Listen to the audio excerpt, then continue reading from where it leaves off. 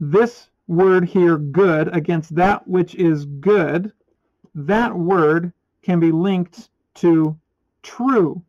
And when we link it to true and use both of those meanings or ideas, we gain a lot more insight to what's going on here. Because good is a very, very generic term that helps us think of, all good things, God things, not bad things, not evil things. Okay, that is helpful. Don't be angry against that which is good. Awesome. But if we use the word true, there's a lot more insight here, which we will see further in the chapter. Stir them up to anger against that which is true. That starts bringing to my mind the time earlier in 1 Nephi when he tells his brothers that the wicked take the truth to be hard, and so they get angry against it. That's exactly what he's referring to here. And this idea of wicked, we have to remember, is this generic term of someone not entering into or keeping up with their terms of the covenant which we're supposed to make with God, which is to offer broken heart and a contrite spirit. So at this great day, when these things shall come to pass, Satan will be raging to try and get the hearts of the children of men, the hearts of the Lord's people, to be angry against that which is true. Again, we have to remember that just like the parable of the 10 virgins in that parable that Jesus gave are about those who were watchful to some degree. So these are active members, these are worshipful members, but half of them in the parable were slothful. Slothful not in every way, because they were waiting for Jesus. So not entirely slothful. It's important to remember that. Important to remember who Nephi's talking to, so we realize that it does apply to us. It does apply to the reader. It applies to the person who would actually be reading this book. In fact, I mentioned a link between 2 Nephi chapter 9. We are going to go there right now real quick and get an idea of some of this. And we're gonna come back to 2 Nephi 9. But in the middle of 2 Nephi 9, Jacob, Nephi's brother, also giving a bunch of woes in this chapter, tries to make sure that the reader doesn't make the mistake of thinking he's talking about those who haven't received the gospel, because they're clearly wicked, unrepentant people. They need to receive the gospel. They need to accept God. They need to accept Joseph Smith, the Book of Mormon, all those things. While that might be true, God holds us accountable for the light we received. So Jacob says, verse 26, this exact same thing. The atonement satisfies demands of justice upon all those who have not the law given to them, and they're delivered from that awful monster, death, hell, the devil, lake of fire and brimstone, which is endless torment. We're going to read those same verbiage in chapter 28. We're going to find that same verbiage here. We're going to come back to it full circle.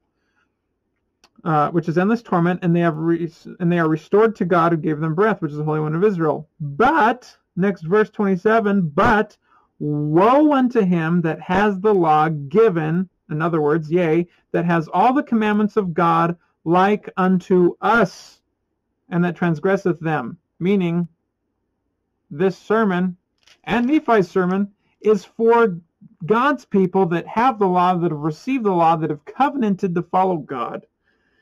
So that's what these woes are all about. So here in verse 20 we have, at that day, first class of people, the type of people that will be stirred up to anger against that which is good or that which is true. So there will be truth, like when Nephi declared truth to his brothers, and they took it to be hard because their hearts were hard. So they took it to be hard and they angered against it so they wouldn't receive the truth, and their hearts got even harder.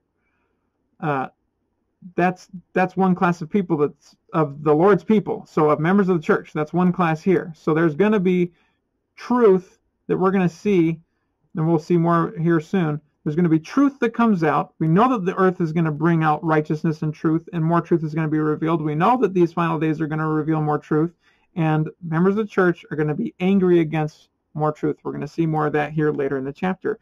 Next class of people, of members of the church. And others will he, the devil, pacify. Think of pacifier. Think of a baby. Think of the lullaby.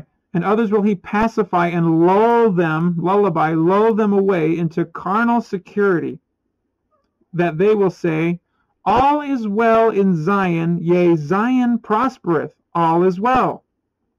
It's like a little palindrome. All is well in Zion, yea, Zion prospereth, all is well. And thus the devil cheateth their souls, and leadeth them away carefully down to hell. There's a bunch of stuff in this verse. We already talked about the sleeping idea. It gives this idea of being in darkness, being oblivious, being done so in a low, like lulled, pacified, just like rock-a-bye, fall asleep, nothing's to worry about, everything's fine, everything's a-okay. We can sleep peacefully when we know everything's fine.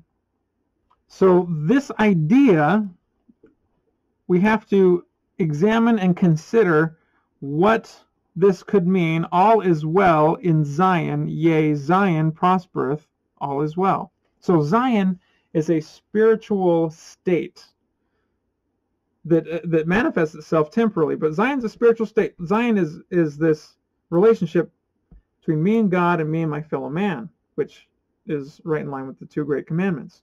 So everything's fine. My spirituality is fine here. My spirituality between my brothers is fine here. Nothing's to worry about. And notice how it says the devil cheateth their souls. So he lied to them. And he leadeth them away carefully down to hell. So this whole verse carries that sleeping analogy all the way to the end of the verse, because they're still sleeping, brings them down to hell asleep, so that once they wake up, it's too late. They're already in hell, or they're already destroyed. This idea of perishing or being destroyed, or death or hell. So that's class of people number 2 that Nephi's warning against. Number 3 is the next verse, 22.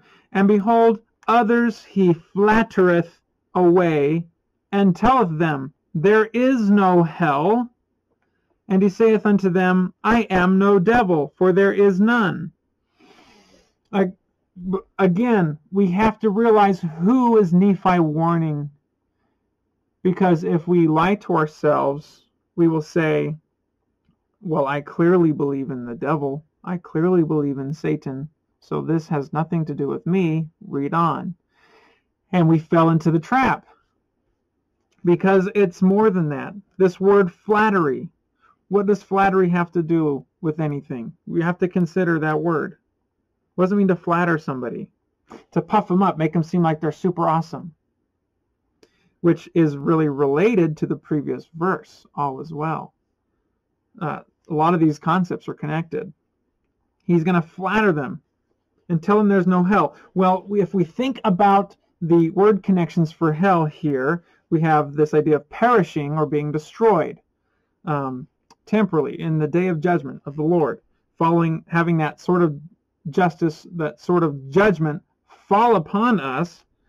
And so that is this idea of hell. So the devil will flatter some, and in some degree somehow make them feel puffed up, this idea of flattered, and help them think that there's no punishment for them because there's nothing wrong, right? Or that there's no punishment coming.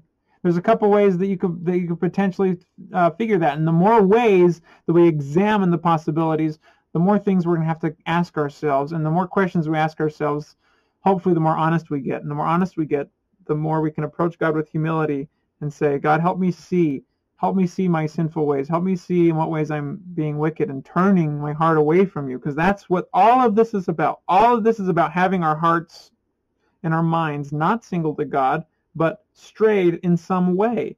And Nephi's trying to show how Satan's going to do that.